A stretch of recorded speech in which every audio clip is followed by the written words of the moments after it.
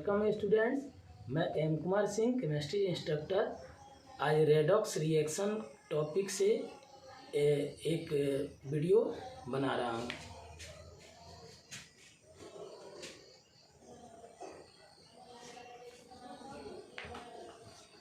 Redox reaction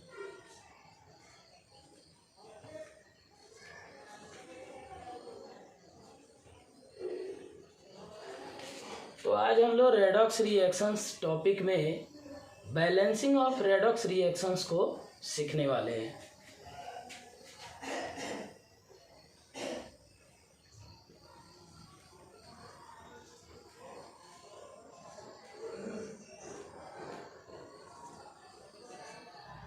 balancing of redox reactions.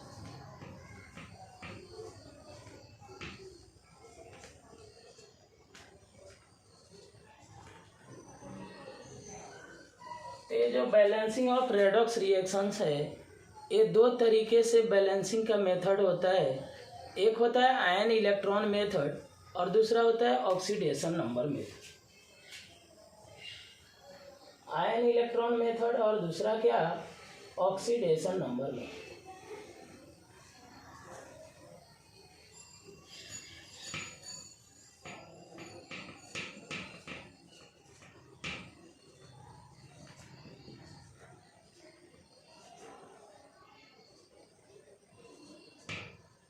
Oxidation number method.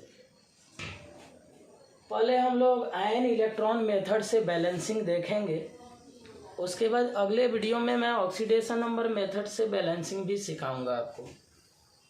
आज ion electron method से ionic form में जो reactions होते हैं, पहले सिंपल रिएक्शंस का बैलेंसिंग देखेंगे और देन आफ्टर कॉम्प्लिकेटेड रिएक्शंस जो मॉलिक्यूलर फॉर्म में होते हैं, जो आईआईटी या नीट वगैरह के एग्जाम के लेवल का जो बैलेंसिंग होता है, उसको भी देखेंगे।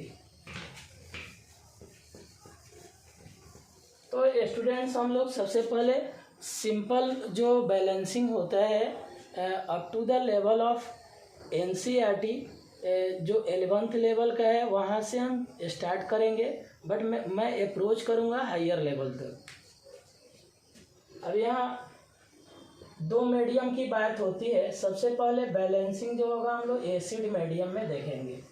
तो balancing of redox reaction,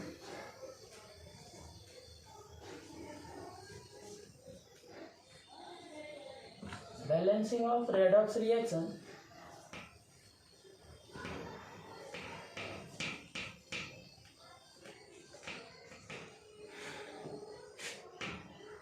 by ion electron method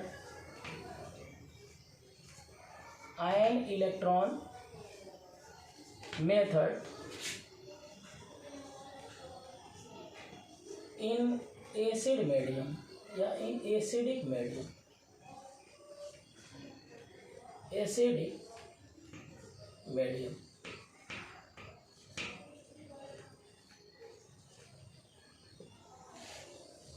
तो सर इसके कुछ सर्टेन रूल्स होते हैं।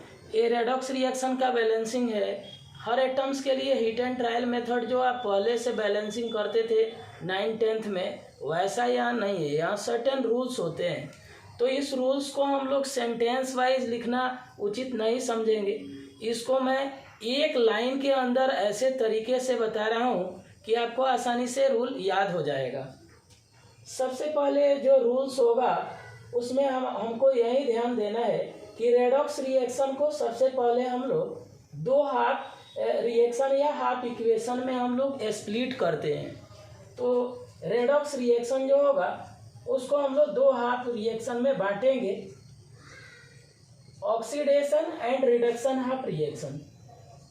रेडॉक्स रिएक्शन को हम लोग क्या करेंगे, दो हाफ रिएक्शन में बांटेंगे,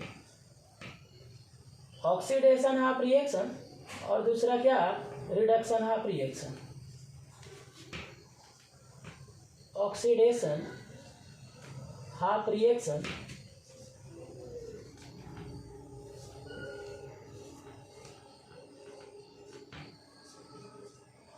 और दूसरा हमारा क्या है, रिडक्शन हाफ रिएक्शन।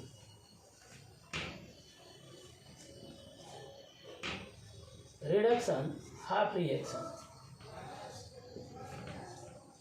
सबसे पहले गिवन रेडॉक्स रिएक्शन जो है उसको दो पार्ट में स्प्लिट किया जाता है, ऑक्सीडेशन हाफ रिएक्शन और रिडक्शन हाफ रिएक्शन। यह कैसे स्प्लिट होता है, तो ऑक्सीडेशन नंबर के आधार पर रिएक्टेंट और प्रोडक्ट में जो एलिमेंट कॉमन होता है जिसका ऑक्सीडेशन नंबर में चेंज आ रहा हो, तो वहाँ हमको देखना रहता है जिसका ऑक्सीडेशन नंबर जिस एलिमेंट का इंक्रीज कर रहा है तो उसको हम लोग ऑक्सीडाइज उस सब्सटेंस को ऑक्सीडाइज होना बोलते हैं, दैट मीन्स वह प्रोसेस ऑक्सीडेशन है। और जहाँ एलिमेंट का ऑक्सीडेशन नंबर डिक्रीज कर रहा होता है तो उसे रिडक्शन बोला जाता है। इस आधार पर हम लोग दो भाग में उसको बांट लेंगे। देन आफ्टर जो रूल्स है बैलेंसिंग का, उसको हम लोग को ध्यान देना है। तो बस एक लाइन का सीक्वेंस याद रखिएगा। सबसे पहले हम लोग जब एटम्स बैलेंस करने चलते हैं तो हमें अदर एटम्स को बैलेंस करना रहता है except hydrogen and oxygen. Hydrogen और ऑक्सीजन को पहले ध्यान नहीं देंगे, उसके अलावा जो भी अदर एलिमेंट दिखेंगे उसको लेफ्ट और राइट साइड में उनके एटम्स को बैलेंस करने के लिए simple method, that means heat and trial method का इस्तेमाल करेंगे। हीट एंड ट्रायल मेथड का मतलब जिधर जितना अंक कम दिखे उधर उतने से मल्टीप्लाइड कर देंगे। जो आप पहले से जानते हैं जो सिंपल मेथड, वह हीट एंड ट्रायल मेथड है।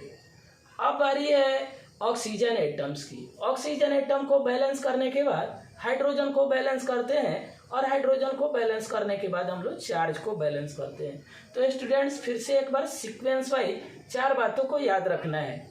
सबसे पहले अदर एटम्स को बैलेंस करते हैं, देन आफ्टर हम लोग ऑक्सीजन एटम्स बैलेंस करते हैं, then after hydrogen atoms balance करते हैं और एट लास्ट में हम लोग चार्ज को बैलेंस करते हैं। अब ध्यान से सुनना, अदर एटम्स को बैलेंस करने के लिए हीट एंड ट्रायल मेथड, कोई सर्टेन मेथड की जरूरत नहीं है। बट ऑक्सीजन एटम्स को बैलेंस करने के लिए एसिड मीडियम के अंदर जिधर ऑक्सीजन की कमी होती है सेम नंबर में H2O मोलकुल्स ऐड किया जाता है। हाइड्रोजन को बैलेंस करने के लिए जिस साइड में हाइड्रोजन की जितनी कमी होती है उतनी संख्या में H+ हाइड्रोजन आयन एडेड किया जाता है। चार्ज को बैलेंस करने के लिए एप्रोप्रिएट साइड में आइदर साइड वो किसी हाफ रिएक्शन में राइट साइड होगा, that means oxidation half reaction में राइट साइड में इलेक्ट्रॉन एडेड होंगे और रिडक्शन हाफ रिएक्शन में लेफ्ट साइड में एडेड होंगे। तो इसको हम लोग थोड़ा लिख लेते हैं। सबसे पहले हमें किसको बैलेंस करना है, अदर एटम्स। अदर एटम्स बोलने का मतलब क्या हुआ, except hydrogen and oxygen, except hydrogen and oxygen. ये सीक्वेंस वाइज फॉलो करना होगा स्टूडेंट्स। अदर एटम्स के बाद हमें किसको बैलेंस करना है, ऑक्सीजन एटम्स को।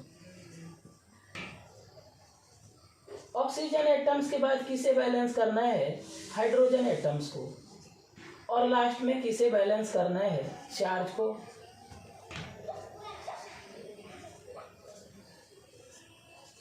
अब क्या है कि अदर एटम्स को बैलेंस करने के लिए हम लोग जिस मेथड का इस्तेमाल करते हैं वो कौन सा मेथड है, heat and trial method. Heat and trial method, heat and trial method.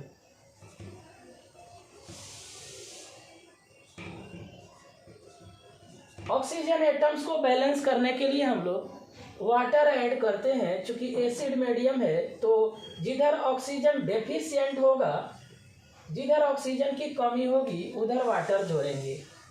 तो यहाँ लिखेंगे add same number of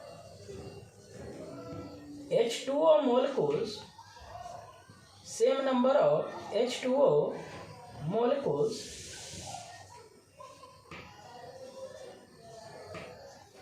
in oxygen deficient side, oxygen deficient side deficient side.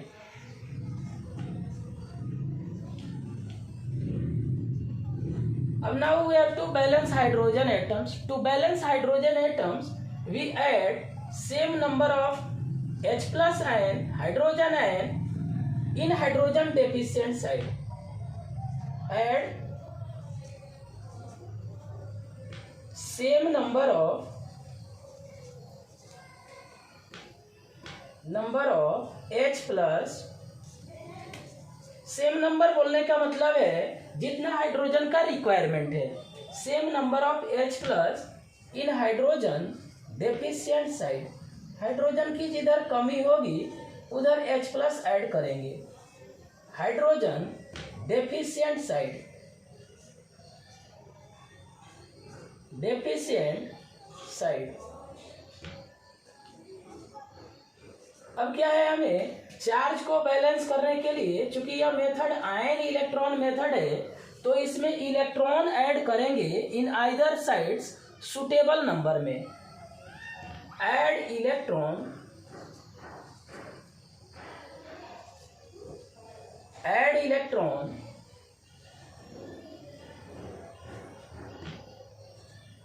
In suitable number in either side, suitable number in either side, in either side। either side बोलने का मतलब हुआ oxidation reaction वाले में right side add होगा तो reduction वाले में लेफ्ट साइड ऐड होगा।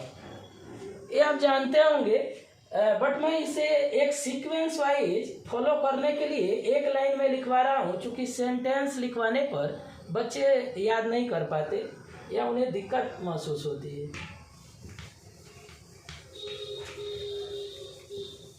अब क्या करना है स्टूडेंट्स, ध्यान दीजिएगा, ये जो दो हाफ रिएक्शन जो है उनको हाफ इक्वेशन भी बोल सकते हैं।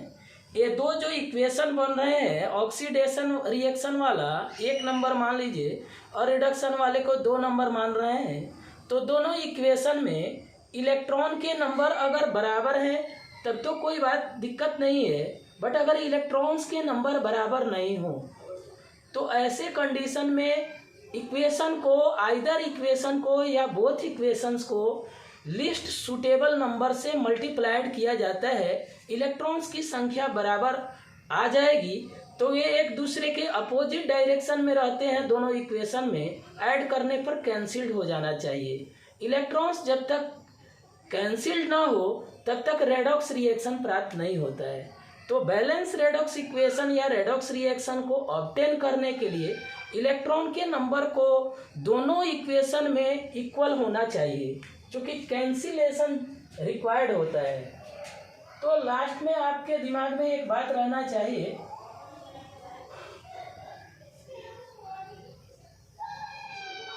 Cancellation of electrons must be required. तो इसके लिए क्या करेंगे, for equal number of electrons, equal number of electrons,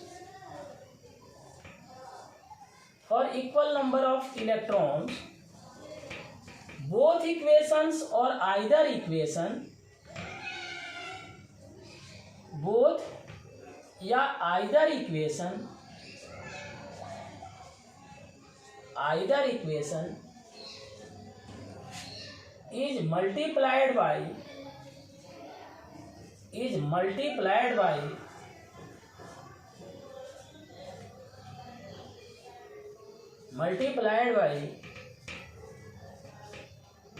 least suitable number, least appropriate or suitable number,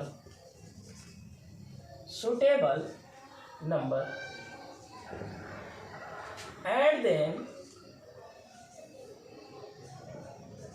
both equations are added,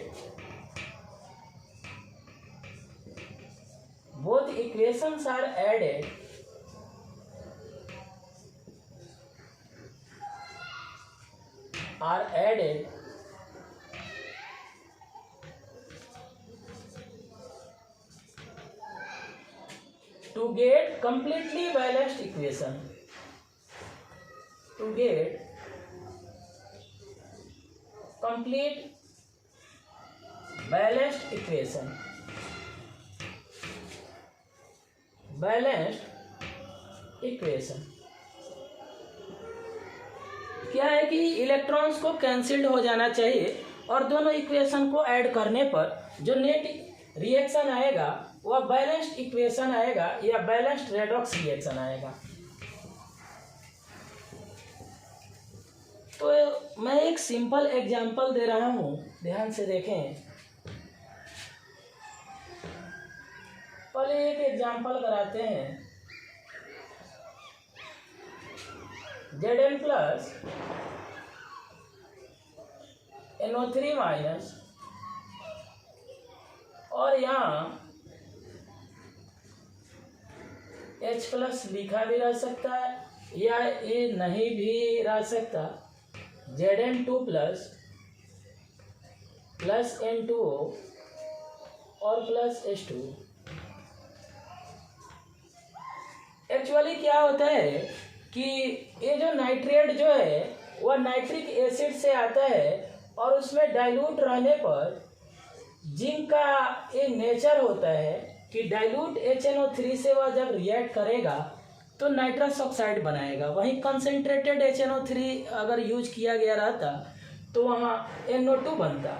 अब ध्यान से देखें, ये रिएक्शन में H प्लस मेंशन रह भी सकता या एब्सेंट भी रह सकता। उसी तरह वाटर मेंशन रह भी सकता या एब्सेंट भी रह सकता। हाँ, क्वेश्चन अगर बोर्ड लेवल का होगा तो वहाँ पर स्टूडेंट यह मेंशन कर देगा कि यह एसिड मीडियम है, बट कंपटीशन में ये मेंशन नहीं रहता है। तो on the basis of characters of oxidising and reducing agent, यह हम लोग धीरे धीरे पहचान पाते हैं कि यह ऑक्सीडाइजिंग एजेंट है, किस मीडियम में यह अपना ऑक्सीडाइजिंग एक्शन शो करेगा, या रिड्यूसिंग एजेंट जो है किस मीडियम में अपना रिड्यूसिंग प्रॉपर्टी या रिड्यूसिंग कैरेक्टर शो करेगा। तो ये कुछ प्रैक्टिस के आधार पर आपको पता चल जाएगा कि कौन एसिड मीडियम होगा या बेसिक मीडियम होगा। बट बोर्ड लेवल के क्वेश्चन में तो यह मेंशन कर देगा। अगर रिएक्शन में H प्लस लिखा रहे तब तो आपको पता चल जाएगा कि एसिड मीडियम है, अगर OH माइनस लिखा रहे तो बेसिक मीडियम होगा। अभी हम लोग एसिड मीडियम की बात कर रहे हैं। तो सबसे पहले ऑक्सीडेशन नंबर के आधार पर हम लोग इसको दो भाग में बांटेंगे। तो जिंक जो है इसका फ्री स्टेट में, एलिमेंटल स्टेट में ऑक्सीडेशन नंबर क्या होगा, 0 होगा। किसी भी एलिमेंट का वो एटम के रूप में रहे या मॉलिक्यूल के रूप में एग्जिस्ट करे, अकेला सिंगल कोई एलिमेंट है तो उसके स्टेट को हम लोग फ्री स्टेट, अनकम्बाइंड स्टेट या एलिमेंटल स्टेट कहते हैं, या ऑक्सीडेशन नंबर 0 होता है। और मोनो एटॉमिक कोई आयन है तो उसके ऊपर जितना चार्ज होगा, पॉजिटिव चार्ज रहेगा तो ऑक्सीडेशन नंबर पॉजिटिव होगा, निगेटिव चार्ज रहेगा तो निगेटिव होगा। यहाँ Zn+2 का जो ऑक्सीडेशन नंबर होगा वो कितना आ जाएगा, +2। NO3 माइनस में N का +5 आएगा, ये निकालना पड़ता है। हम नेक्स्ट किसी लेक्चर में ऑक्सीडेशन नंबर के रोल को काफ़ी अच्छा से एक्सप्लेन करके बता देंगे। ऑक्सीजन का ऑक्सीडेशन नंबर -2 होता है।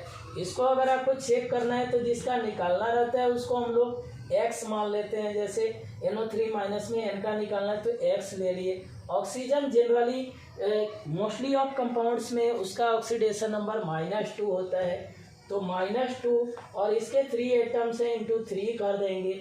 टोटल का सम चार्ज के बराबर हो जाएगा, -1 आ जाएगा।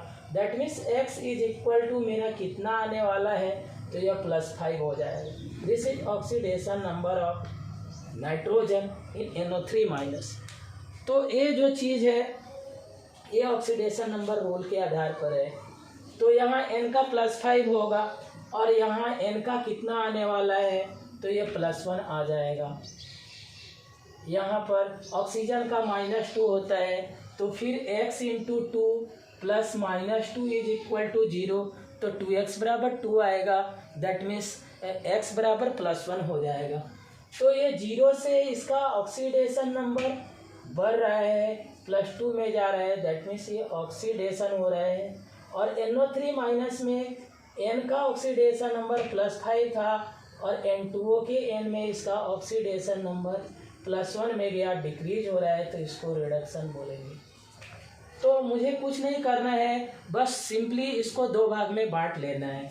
तो ऑक्सीडेशन हाफ रिएक्शन जो होगा उसको अलग लिख लेंगे और फिर रिडक्शन हाफ रिएक्शन को अलग लिखेंगे। Zn से Zn2+ बनेगा और फिर मेरा क्या NO3 माइनस से क्या बनने वाला है, N2O बनेगा।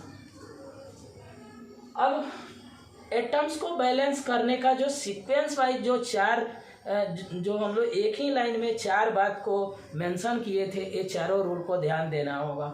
सबसे पहले अदर एटम्स बैलेंस करते हैं। तो स्टूडेंट्स यहाँ पर अदर एटम में जिंक है या नाइट्रोजन है, हाइड्रोजन ऑक्सीजन को छोड़कर अदर एटम पर पहले ध्यान देना है। नाइट्रोजन लेफ्ट साइड में नीचे वाले जो रिएक्शन है उसमें एक एटम है, राइट साइड में दो एटम है, तो एट फर्स्ट दो लगाएंगे क्योंकि हीट एंड ट्रायल मेथड से इसको बैलेंस करते हैं। अब क्या है कि ऑक्सीजन को बैलेंस करना है। ऑक्सीजन को बैलेंस करने के लिए सर्टेन मेथड की ज़रूरत होती है। वाटर ऐड करते हैं जिधर ऑक्सीजन कम होता है। लेफ्ट साइड में NO3 माइनस अगर सिंगल यूनिट रहता तो उसमें ऑक्सीजन के 3 एटम्स थे, बट 2 NO3 माइनस के अंदर ऑक्सीजन के कितने एटम्स हो जाएंगे, तो वो 6 हो जाएगा। और राइट साइड में ऑक्सीजन का एक एटम है, तो दैट मीन्स इधर 5 कम है राइट साइड में, तो इधर 5 H2O ऐड कर देंगे। जिधर जितना ऑक्सीजन कम होगा उतना ही वाटर मोलिक्यूल ऐड करते हैं। Now we have to balance hydrogen atoms. तो हाइड्रोजन एटम अब राइट साइड में 2 नहीं है, यह 10 हो जाएगा। चूंकि 1 H2O मोलिक्यूल में हाइड्रोजन के 2 एटम होते हैं तो 5 मोलिक्यूल्स हो गया, तो यहाँ 10 हो जाएगा। हाइड्रोजन 10 हो गया तो इस साइड हम लोग 10H+ ऐड कर देंगे, चूँकि लेफ्ट साइड में कोई हाइड्रोजन पहले से नहीं है।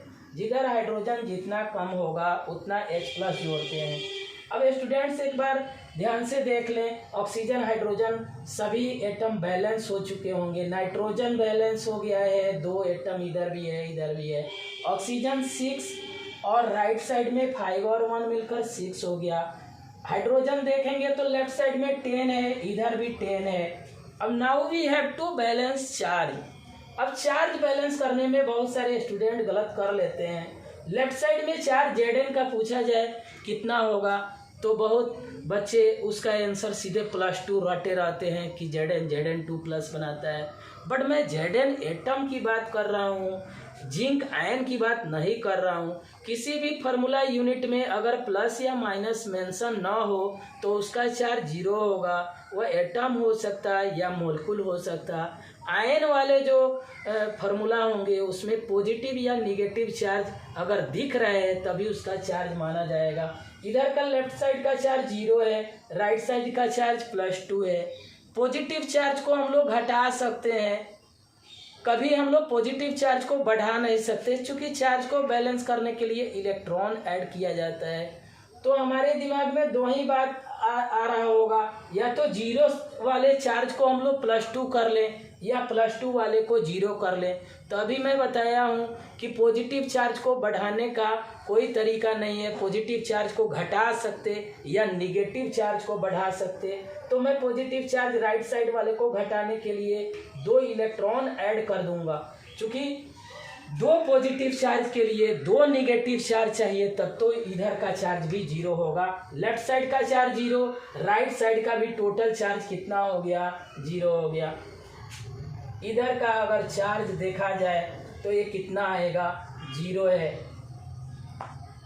ये टोटल चार्ज की बात बता रहा हूँ, ये समझाने के लिए मैं मेंशन कर रहा हूँ। और इक्वेशन बैलेंसिंग में यह दिखाना जरूरी नहीं। यहाँ का चार्ज +2 है, 2 इलेक्ट्रॉन के चलते -2 का यूनिट का चार्ज। ये टोटल चार्ज फिर से कितना हो जाएगा बाबू, ये 0 हो जाएगा। दैट मीन्स चार्ज भी बैलेंस हो गया, एटम भी बैलेंस था। नाउ नीचे वाले के लिए देखते हैं। यहाँ टोटल निगेटिव चार्ज -2 है, यहाँ टोटल पॉजिटिव चार्ज +10 है और इधर का चार्ज 0 है, चूँकि यह न्यूट्रल मॉलिक्यूल है। तो अब क्या करना है, 10 में से 2 गया कितना हो जाएगा, 8 हो जाएगा। मतलब 8 पॉजिटिव चार्ज है लेफ्ट साइड में, और इसको 0 लाना है तो 8 इलेक्ट्रॉन ऐड कर देंगे, क्योंकि इसके चलते जो चार्ज आएगा वो -8 आएगा, और इनका सम निकालेंगे तो ये भी चार्ज 0 हो जाएगा। दैट मीन्स क्या है कि दोनों साइड का चार्ज हमारा बराबर आ गया। इक्वेशन नंबर फर्स्ट और इक्वेशन नंबर सेकेंड। इसमें कहानी क्या है कि जो फर्स्ट इक्वेशन है उसमें 2 इलेक्ट्रॉन है राइट साइड में, और सेकेंड इक्वेशन में 8 इलेक्ट्रॉन है लेफ्ट साइड में।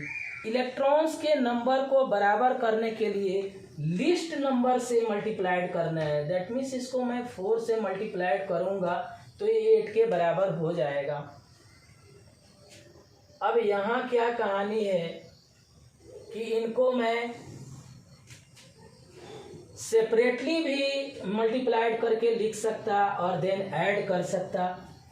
तो मैं क्या कर रहा हूँ स्टूडेंट्स, इसको मैं डायरेक्टली भी ऐड कर सकता हूँ। जैसे 4Zn हो गया,